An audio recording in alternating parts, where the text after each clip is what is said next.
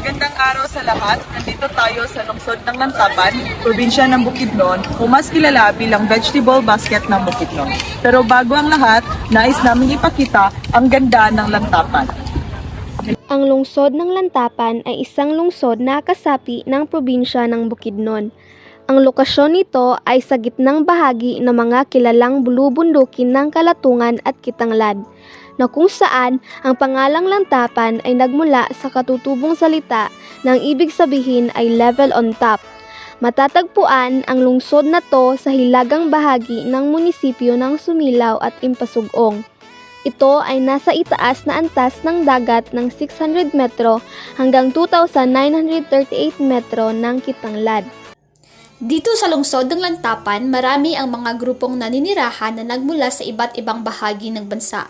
Isa na rito ang Talaandig, na isa sa mga grupong kasapi ng Bukidnon. Kilala ang tribong Talaandig bilang mga peacemakers sapagkat kung ang isang lugar ay nagkaroon ng alitan, dali-dali nila itong pinapupunta sa kanilang Hall of Peace upang magpulong. Ang tribong Talaandig ay matatagpuan sa barangay ng Sungko, kung saan ang mga paraan at batas ng tribo ay sinisikap na buhayin at mapangalagaan. Tinuturo rito ang mga paraan ng pamumuhay ng Talaandig, kasaysayan, ritual, musika, pananahi, pagsasayaw at literatura. Kasama rin ang pagpipinta gamit ang iba't ibang klase ng lupa, kanta ng tribo at higit sa lahat ang paggawa ng iba't ibang uri ng instrumentong musika at katutubong kagamitan. Ngayon naman, ating pag-uusapan ang kulturang material ng tribong Talaandig, ang kanilang makukulay na kasuotan.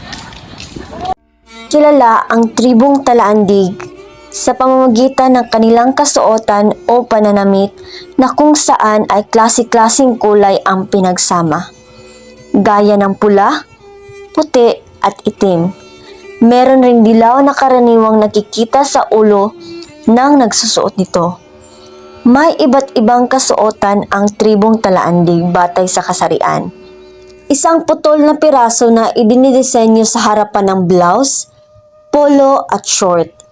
Kasama rin sa kanilang kasuotan ang hugis at sulok na tela na dinidisenyo ng mga beads, buhok ng mga mababangis na hayop o tinatawag na tangkulo.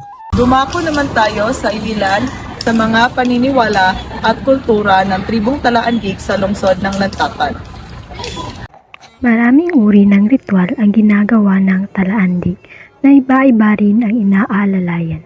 Naniniwala rin sila na ang ritual ang gabay ng tao para sa pang-araw-araw nitong gawain.